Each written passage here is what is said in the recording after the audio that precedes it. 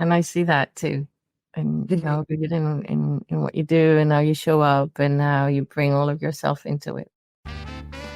You're listening to the Global Inclusion and Practice podcast, sharing the stories of DEI changemakers around the world.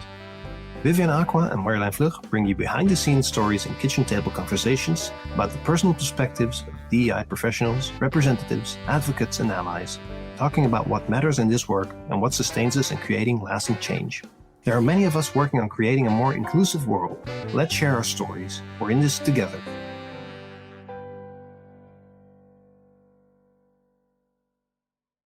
You're listening to a special edition of the Global Inclusion and Practice podcast. We are taking an exciting leap forward and doing something we have never done before, interviewing our own partners to gain insights into their views on diversity, equity, and inclusion. Hi, my name is Vivian Aqua. Hello, my name is Marjolein Vlug. Hi, Vivian.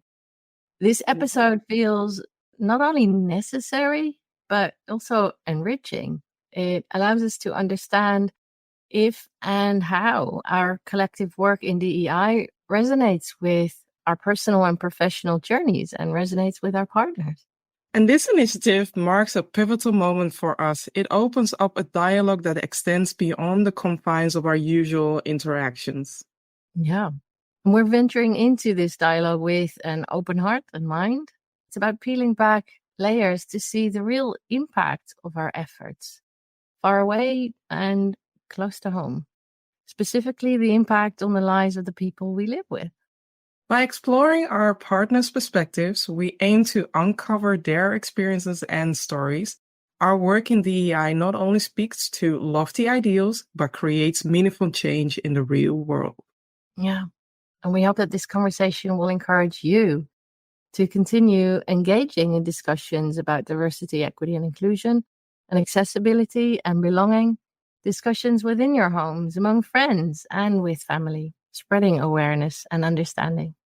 So welcome, Jan and Bart, to this episode. And I will start with asking you the first question. So what do you notice about how DEI activities impact you personally? So I'll start with Bart. Can you share something about yourself? Yeah, sure. Hi, I'm Bart. I'm Marjolein's partner for 11 years now. And I'm originally from Amsterdam. We actually live in the neighborhood where I grew up in, which is Amsterdam Nieuw-West, Slotervaart to be specific. And for the people in the Netherlands, they probably heard or maybe heard of the neighborhood because it's a pretty cultural diverse neighborhood.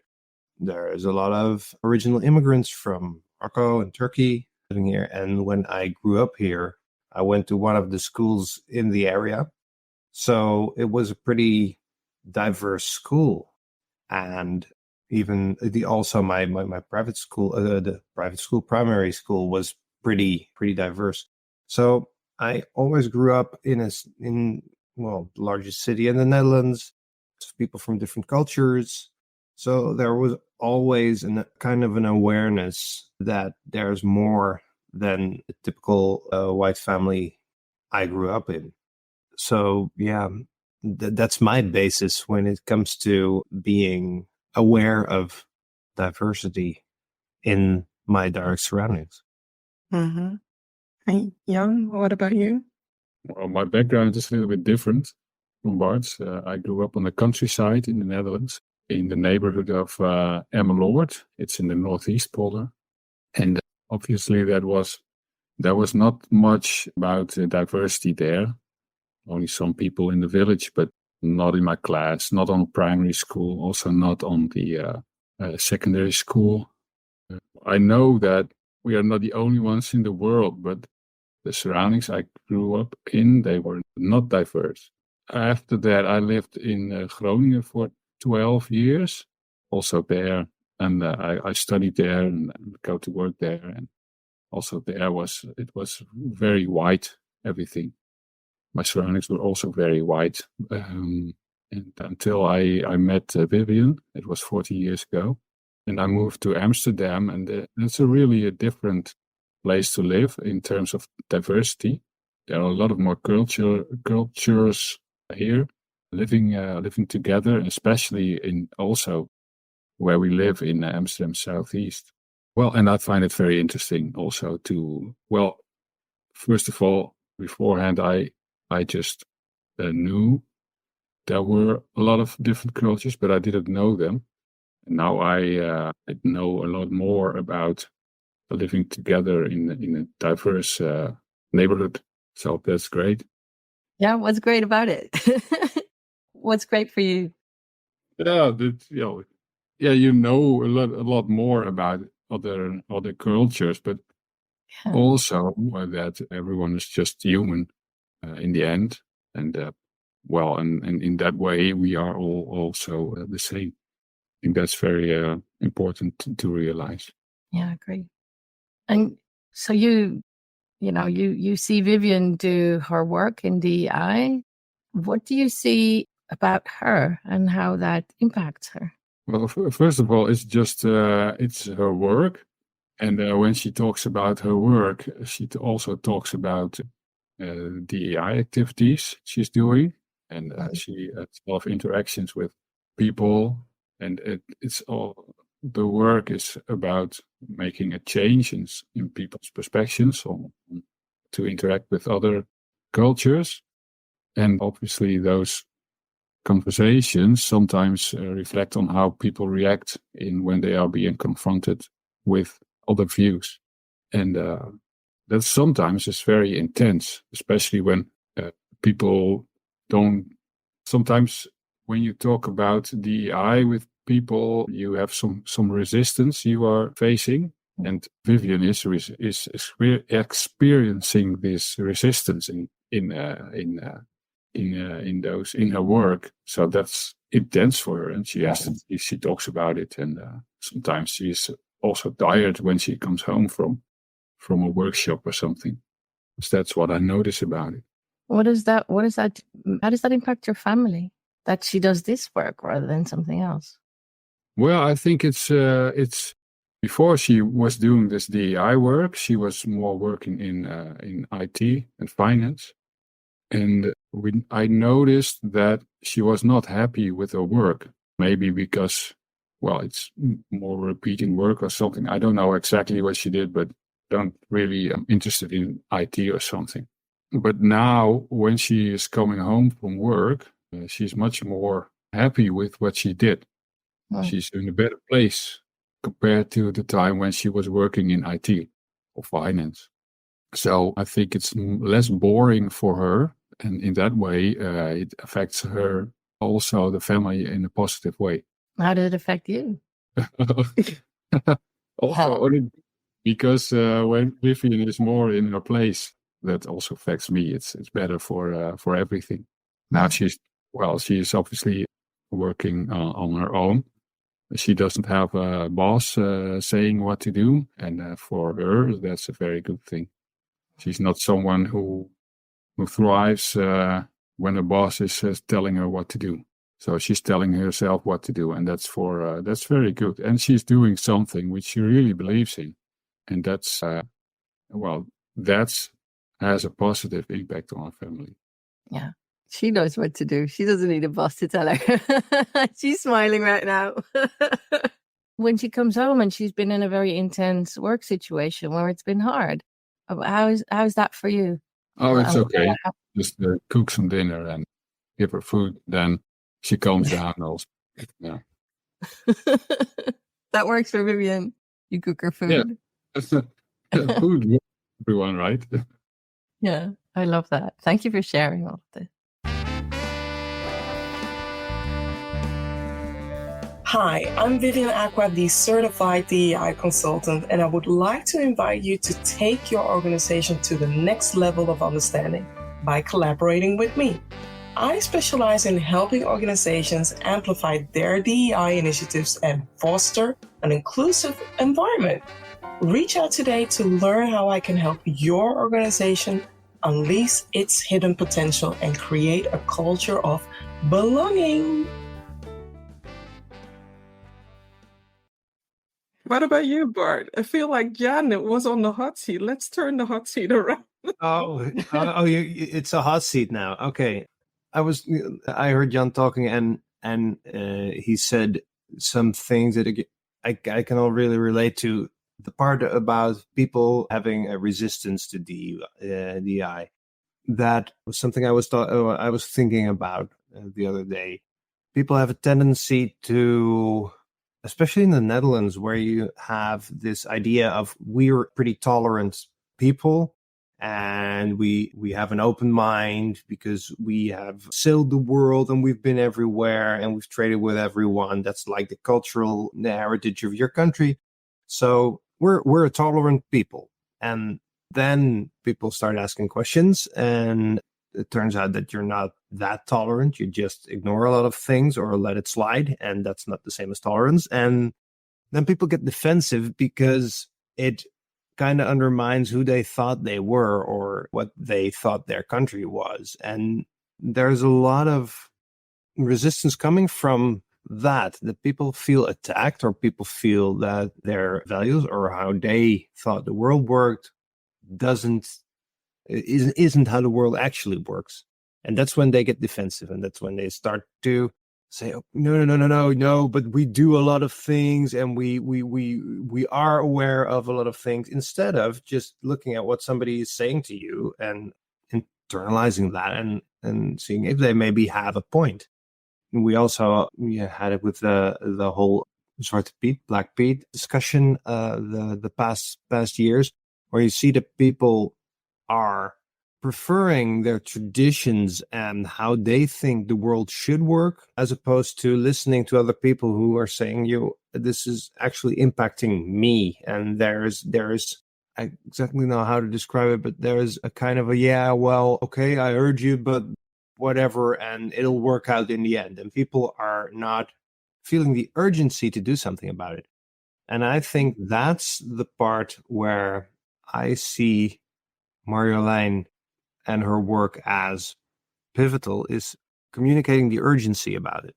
You can treat it like any other thing and say, oh, yeah, in time it'll go away and it'll pass. But people who are experiencing the negative aspects of the problem, they don't want to wait. They want to see that something's happening.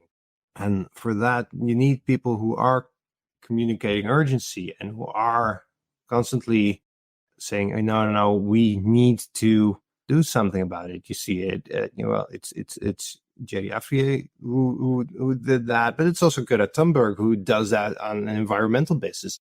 It's people who are constantly in the forefront saying, no, we're not there yet. We need to do something. And that's the part we need. And that's also the part where it's, meeting resistance, because people don't want to be told to do something, and we're not there yet, when they are pretty comfortable in the situation they're in. And how does it impact you? Because you shared a lot about what's happening outside. I'm more curious about how it's impacting you and your family when it comes to this topic. Yeah, well, I used to be on the level of, this is how the world works and it'll all pan out in the end, because, people can see reason and give it time, and then it'll probably change. So I was one of the ones who saw that there was something wrong with this, but didn't exactly feel the urgency. And because of Marjolein's work in DI, I have become more aware of the urgency of communicating this kind of stuff.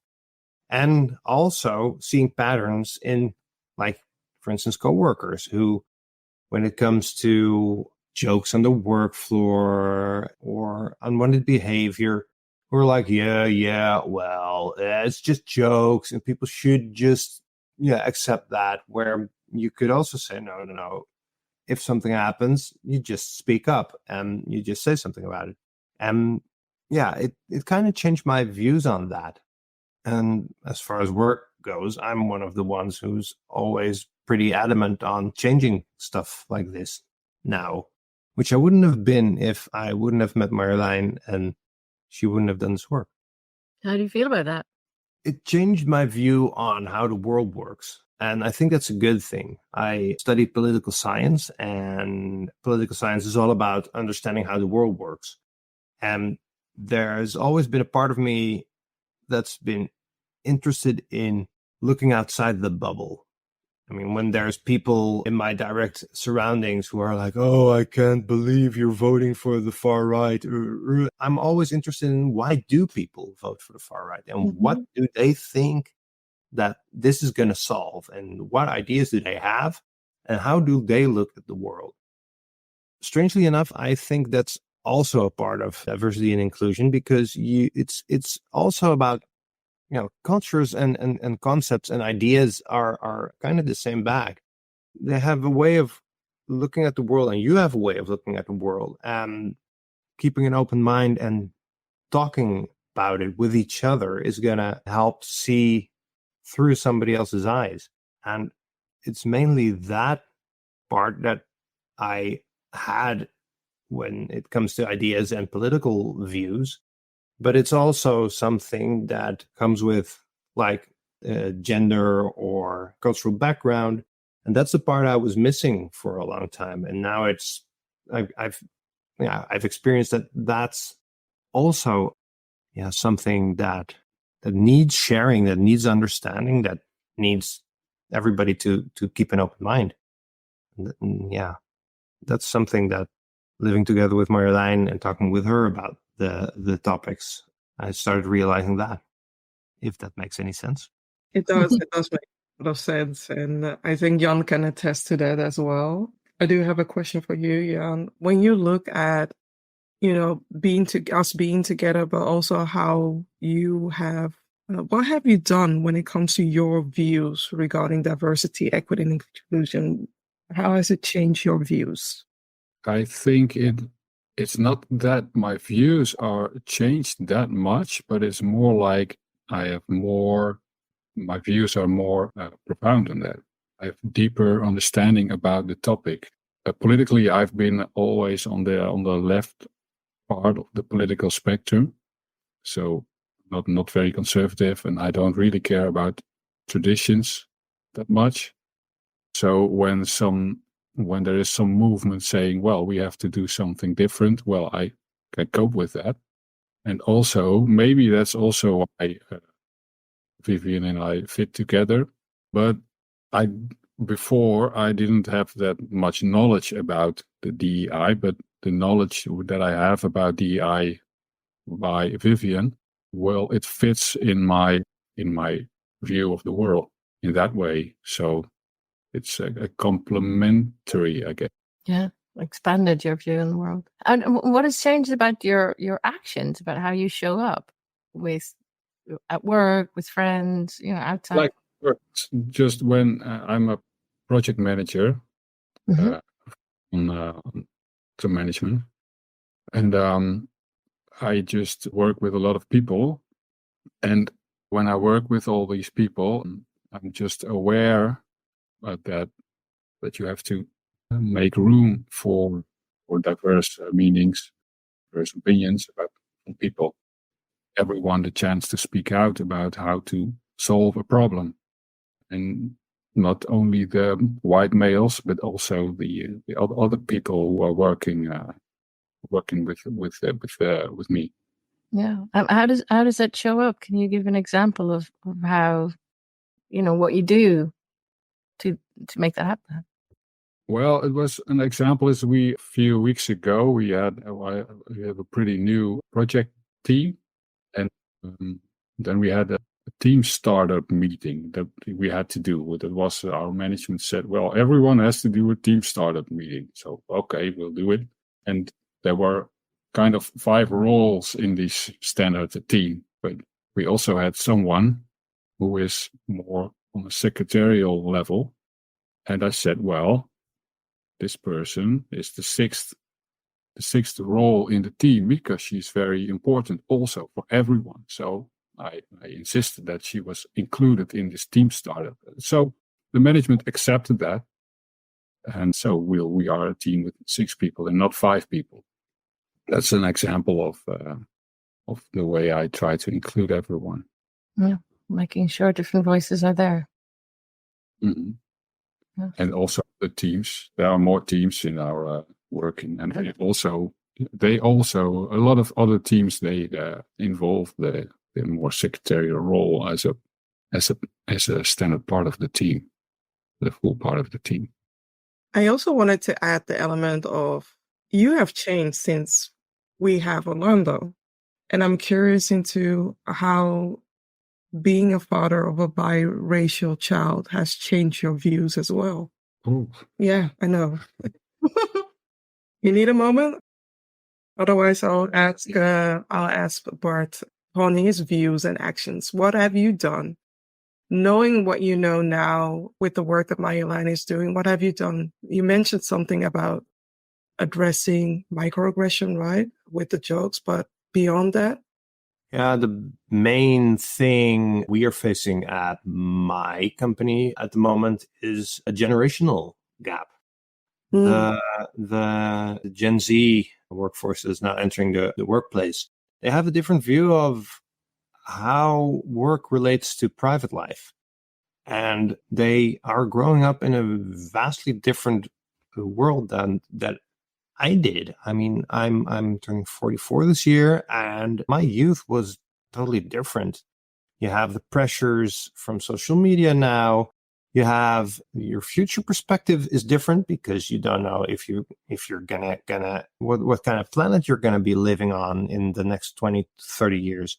So they have a different view of the world, and they also have a different view of what's important at the moment. So there's more focus on private life and less focus on working hard. And then when you turn 65 or 67, you can enjoy your pension and your life starts.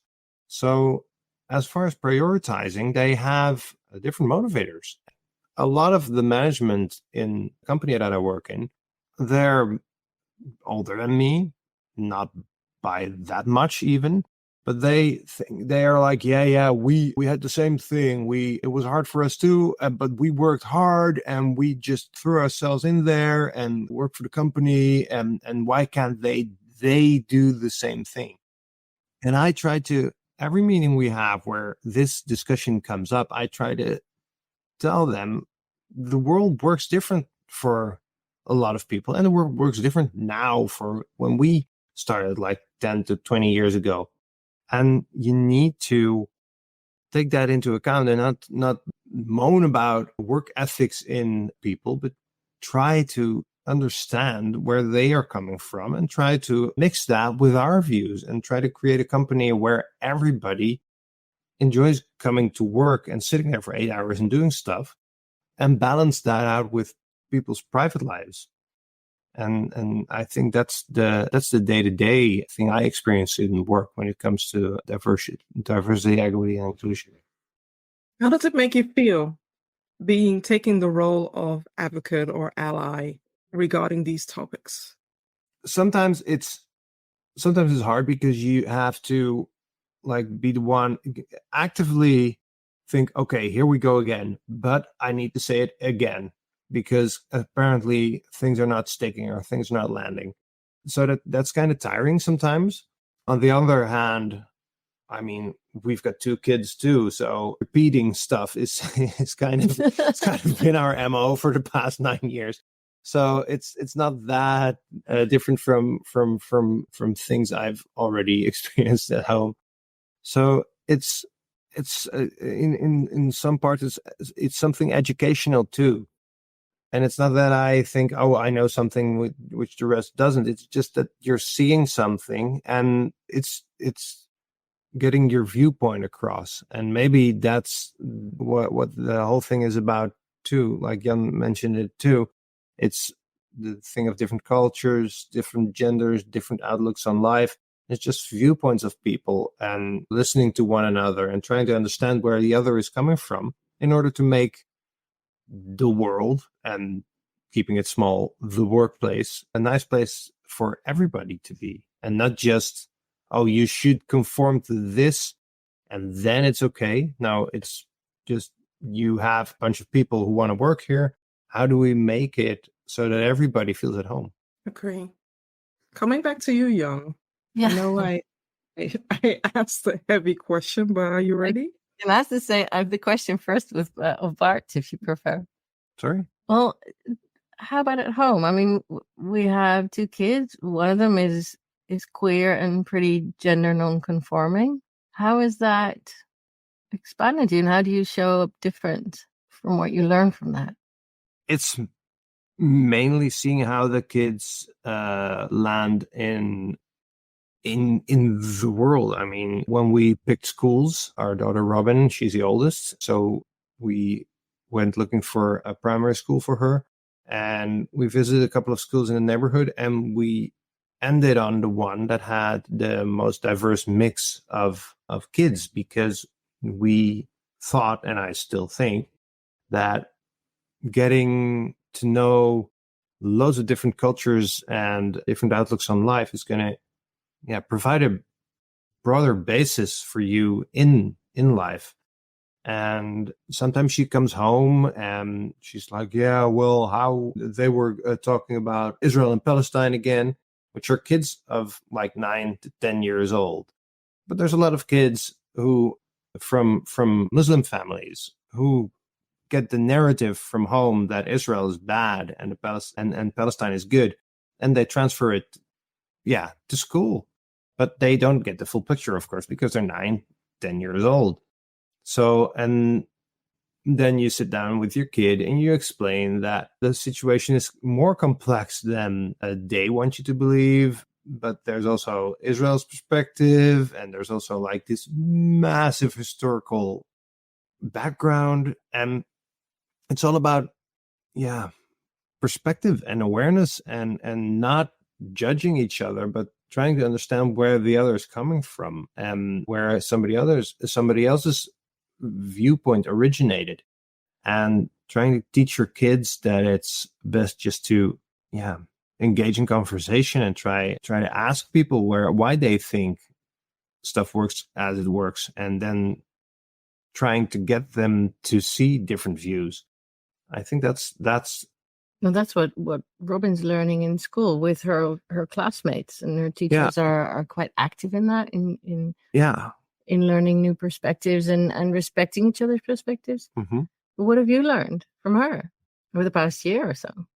I think I've learned that it starts at a younger age than I expected. I thought that, okay, having kids, you just grow up, and eventually during like high school, you start getting aware of how this works. And being a kid today is different than being a kid at my age, I think, because there's the rest of the world is closer now than it was 20 years ago or 30 years ago. There's more information. It's more in your face. Everybody knows everything already. So you need to deal with a lot of things their age that weren't there when I was like 9 or 10 years old. And somehow they have a more open view of the world than we had, because there's more information. They get exposed to a lot of different things at a younger age. And I think I'm pretty proud of the way she deals with a lot of stuff. And it's kind of inspiring to see that your kid, who, you created or put into the world, is a couple of steps ahead of where I was as a kid. And it's kind of, I think it's kind of cool to see how that evolves and how solid she already is in taking her place in the world, if that answers your question.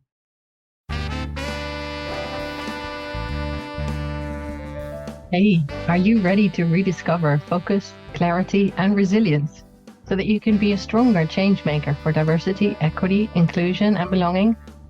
I am Marjolein Vlug. I'm a certified coach. And whether you're getting started in DEI or are further along in your journey, I can support you to take your work to the next level. With me as your ally, you can gain clarity on your next initiatives or career goals, make intentional choices, stay accountable to them, deal with the intensity of the work, and create real change. Let's talk. I'd love to learn more about you. Reach out, book a chat. Well, Jan, how about you? What is it like for you to have a biracial kid? Well, it's for me, it's not really a topic, because he's just our kid. I know he is biracial, but what should I do different then? It's just my kid. I have to take care of him in every with everything. And it's maybe also in the neighborhood where we live and on his school, almost every kid is biracial. And maybe it would be more difficult when we still lived on the countryside where I grew up, where he's the only one who's biracial. Then maybe we have to do something different, but I don't exactly know what. So maybe the place where we live is, for us, it's comfortable to have a biracial kid because he just fits in with all the other kids in that way. Well, maybe when he goes to secondary school, maybe things will change a little bit, and we have to cope with him being biracial more than we have to do now. So I don't know exactly how. I never really thought about it in that way. Okay, I'm gonna add a little mix because in the beginning of our relationship, we discussed about me being Black and you being white and how that will be seen different by other people. But what I've noticed ever since you becoming a dad, that you are reading different books by different people, more that, people with different backgrounds than only the white background, right? And I'm also noticing you taking an interest more in cultural diversity as well. And you haven't noticed that? I don't know. Yeah, okay. Like when I read a book, I think I prefer books from people with a diverse background. I think they're more interesting to read than books being written by a white male, middle age. So Yeah. is that what you mean? But that's not about Orlando, right? It's not only about Orlando. It's more the shift that I've seen since we have Orlando. That's what I mean. Yeah. Okay. But it's more unconsciously because the way that you are a bit surprised by me bringing up this question. Maybe it's more unconscious. Mm. Could be.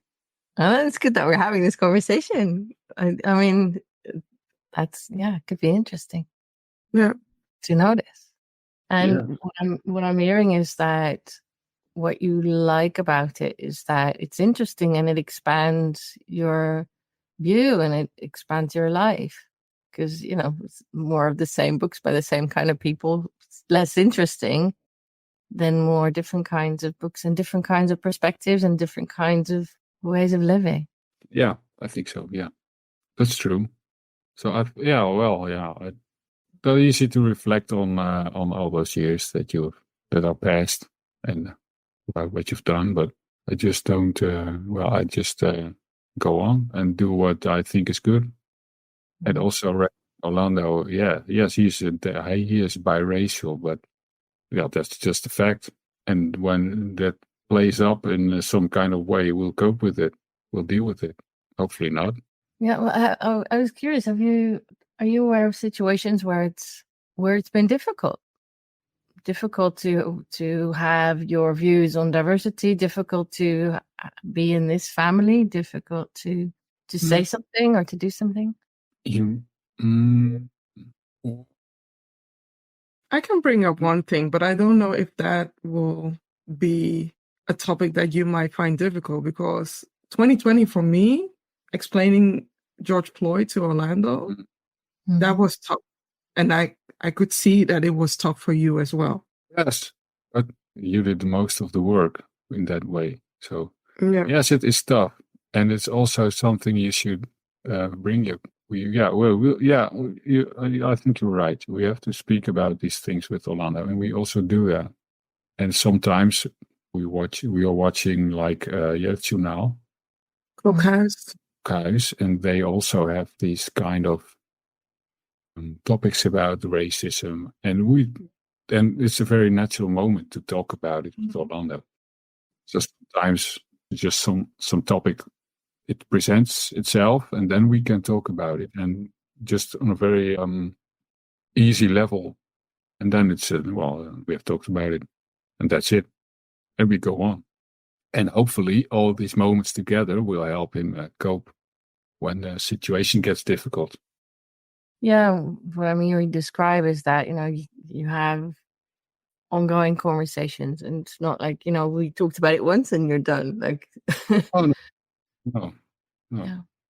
So what about with your friends? Does that get tricky? Uh, well, it differs a little bit from the French perspective. What's that like for you? I don't know. Mhm. A lot of my friends, it's just normal, but some are a little bit more difficult, I guess. But that's sometimes I don't know how to explain. I don't know. Do you need a moment to wrap your thoughts? I don't know.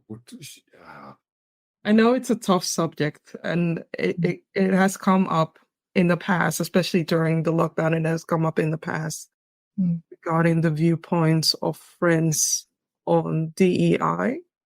And I can notice that he finds it a tough subject to talk about it. Yeah, It's also, I have this group of friends, and during lockdown we had some discussion about vaccines and stuff like that, and it was kind of nasty.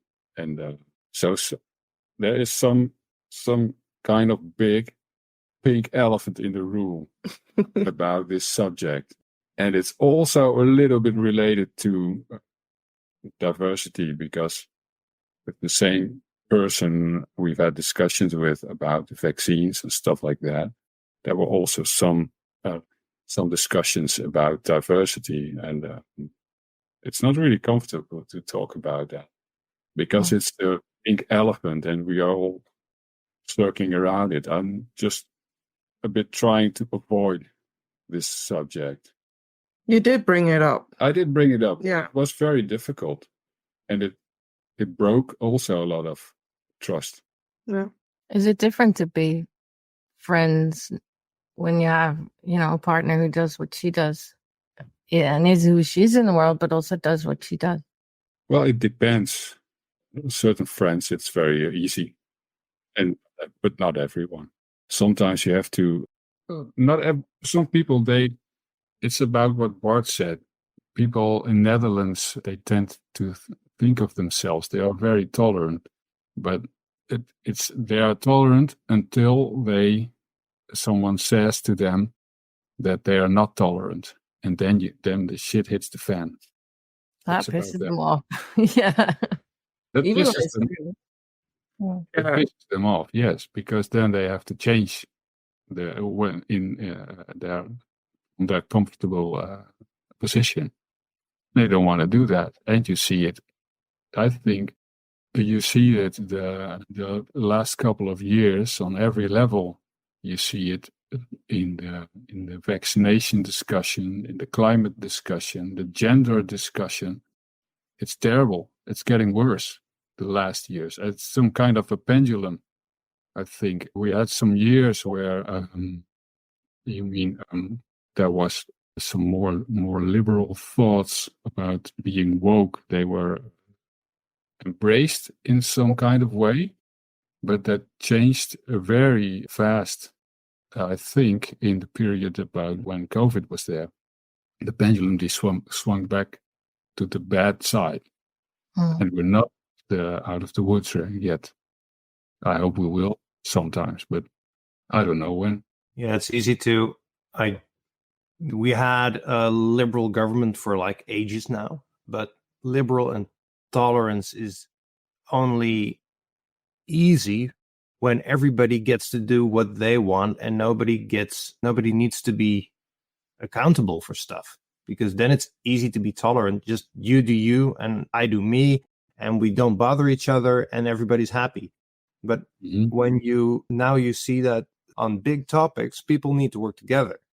It's not that, oh, you care about climate, yeah, well, you fix that and I ignore it all and then everybody's happy. No, you need to work together with people who are opposed to your ideas, and that's where stuff gets hairy. And it's the vaccines, same thing. Everybody needs to do it, because if only half of the people get vaccinated, you still get diseases.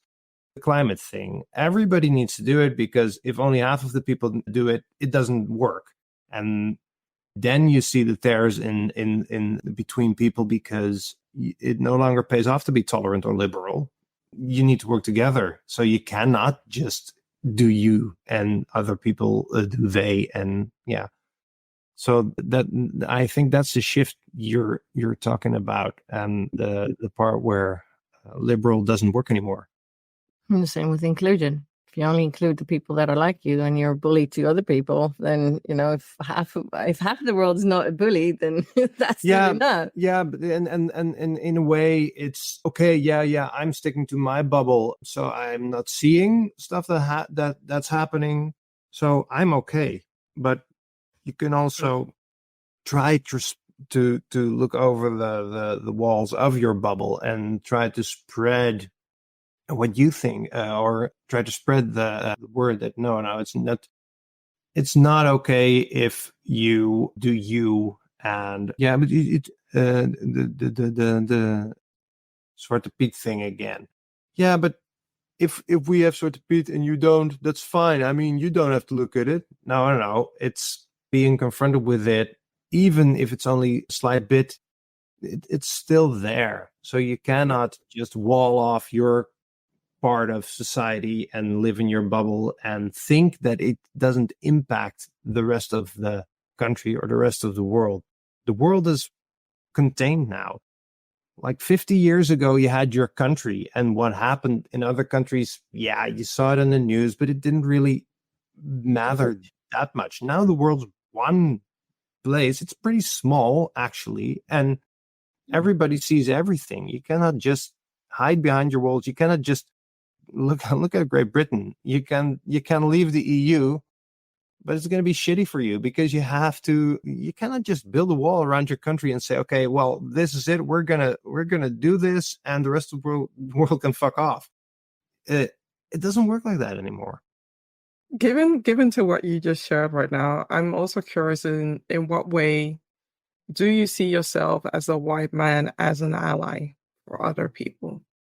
I think a lot of it has to do with seeing where your privileges lie and how easy stuff is as a white male, middle-aged, in a predominantly white country, higher educated. I mean, there's a lot of stuff you tend to take for granted. And seeing that it's not all that natural, and that there's so much more to like what's out there. I think that's where it starts. Being aware of your position, and also being aware of the impact you can have from that position. I think that is a shift that, well, talking with Marjolein, dawned to me. And that also gives you a kind of responsibility. Multiple conversations. Yeah. Well, or just one big one that lasts forever. But it's being aware of things you experience, and also being aware of the position you're in, the changes you can make. I mean, it's just not the knee-jerk reaction of a lot of white men who are rolling into the DEI field is, oh yeah, well, we're the problem, or part of the problem. We shouldn't. We just need to butt out then and let you guys handle all this stuff, and be aware that we fucked things up in the past, and now we're pulling back, and you need to, so you can do your thing, and it's no longer our time. Well, that's not the knee-jerk reaction. Is no, this is not happening, and then when you realize it is happening, then that's the part where most white men say, okay, yeah, well, you need to handle this. So we don't have a part in diversifying the workforce, for instance. I think that's changed on my part. I'm very vocal in how we need to change the workforce, or look at the workforce, or look at certain topics. Not that I'm a representative of how diversity should be, but yeah, you also have a part in changing that. You cannot just step out of the playing field and say, okay, yeah, well, it's been our time for like 2,000 years. Now everybody else has to figure it out. You're still a part of the solution. So there's an example that I want to share, if that's okay, is that there was a situation in your workplace where you saw someone behave in a certain way that was not constructive or accessible in terms of microaggressions. And the conversation we had was that you said, well, let me be the one who goes and talk with this person because I'm a middle-aged white dude that's higher educated, because of the conversation I can have with this person that someone else who has a different, identity mosaic cannot have that conversation with this person. And then we're the one who stepped up and did it. And I appreciate that on behalf of everyone that it impacts. If this is the one that I think you're talking about, it was a long time ago, right? I don't know. Well, maybe you've done it multiple times. Yeah. Anyway. So Jan, how do you see yourself as a white man and an ally? Well, obviously, I am a white man. See myself as a white man. That's what I was assuming. So thanks for confirming. But it's also what I've learned in the past years is that maybe you can also use that in some kind of way. You have some kind of privilege that when you are speaking up, then it's not going to affect you in a negative way. Maybe in a way that it might affect other people when they speak up. So maybe you can use it sometimes when the occasion rises. Then you can use that. Yeah. And you do. I mean, you did that in the situation at work that you described. You're the one who can say, "Hey, we're including this sixth person." Yeah, like that. Yeah. Someone else would say it and it gets shrugged off. I think it's also coming with age. I'm 44 now. Also, I think 10 years ago, then it's more difficult to speak out. But it's some kind of being a little bit older and also having more experience in the workplace, how to speak out. Then you learn sometimes that you can do that. And that means you can also be an ally because you can stand up for other people. And I think in the past years, I realized that I can do that. So maybe I as a white man, maybe I have the power to be an ally. What is maybe important to you? What's important to you? So important that it's worth doing something, learning something, saying something. What's important? You mean, what do you mean? Is it important for me? Mm-hmm. Yeah, because it's also interesting to do, just to try and do something and see how people react on that. So it's also it's very interesting, right? Why? So it's nice. Why is it interesting? Sometimes it's nice to speak out and see how people react on that, and you have some kind of toolbox with you. You can use to change things or to get what you want. And this is one of the tools in the box you can use to get what you want, to be effective.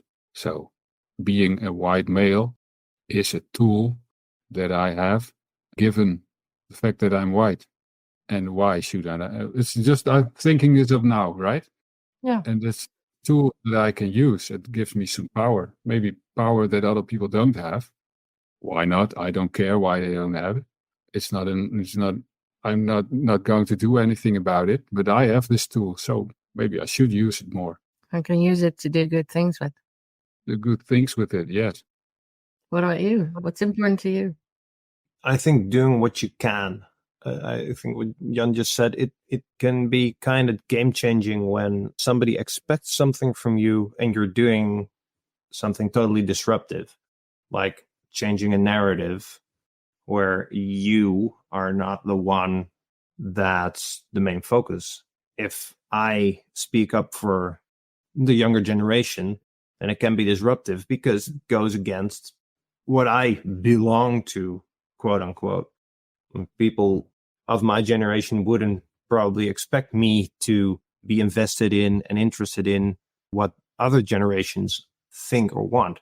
So it can be kind of, I use the word disruptive for them to see me change my viewpoint. And at the same time, if I can do it, why can't they? So it's also creating a kind of awareness that I can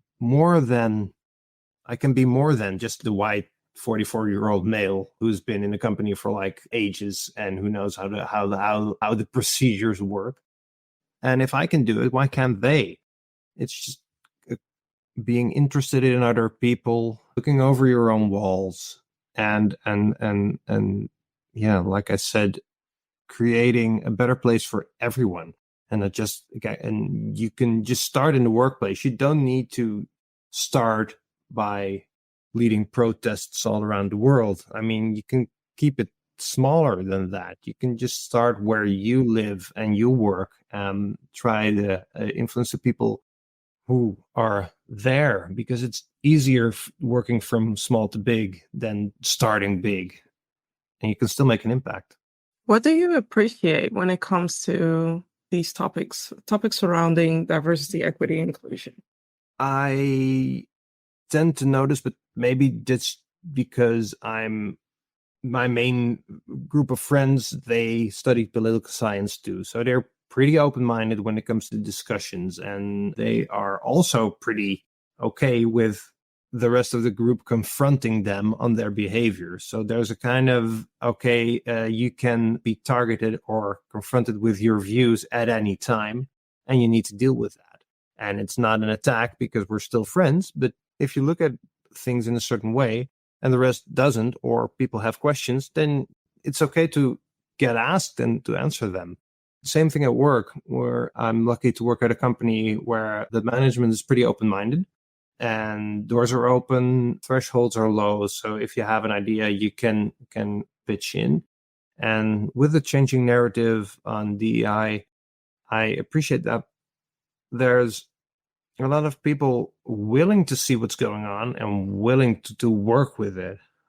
And there's seeing that there's people willing to change their views or willing to see what's out there also makes me more patient with them somehow. So there's a willingness, and them not getting what you're saying is not that bad if they are open to learn, if they're open to see what's out there. It's not that bad to repeat yourself once in a while. So I think it's an appreciation of the open viewpoint that most people have. I mean, in the end, everybody wants to have a nice life for themselves, and everybody wants everybody to be happy, I guess. It's just the way of getting there that's different. I mean, yeah. So as long as people are willing to see what's out there and willing to invest and willing to talk and willing to share views, I think that's what's most important. Jan, I have the same question for you, but with a twist. What do you appreciate about Vivian and the work that she does? Well, I appreciate that she's going in her work fully. It's something that it's a topic that really suits her, because she can, sometimes she works a lot in the weekends and in the evenings, but she's happy with it. The DEI topic is really something that she can I don't know. We have this in the Netherlands, you could say, ze kan haar ei kwijt. She can, I don't know. Fully immerse herself. She can fully immerse herself. Fully immerse herself. Yeah. That's what I appreciate. And that's also it's better for her just to be engaged to work in something she really believes in. And well, when you want to make your life better, you have to do something you believe in, right? I think that's going to be the top quote from this episode. So well said. I agree. And I see that too. And how good in what you do and how you show up and how you bring all of yourself into it. And the impact that has. I see that in both of us. And also, it has been quite a vulnerable conversation, this episode. But I really hope that you walk away with new ahas, but also new thought-provoking seeds about DEI, which you can learn from Bart, and Bart, you can learn from Jan, and we can learn from the both of you. And thank you for allowing us to interview you and for you to show up with your full self as well. You're welcome. And thank you. Thanks. Thank you for listening. You're warmly invited to pause for a moment and think about what stood out to you from this conversation. Please share this episode with others to inspire them too. Make sure to subscribe to our Substack channel. We'll be back soon with more episodes. Be well, take care, and stay connected.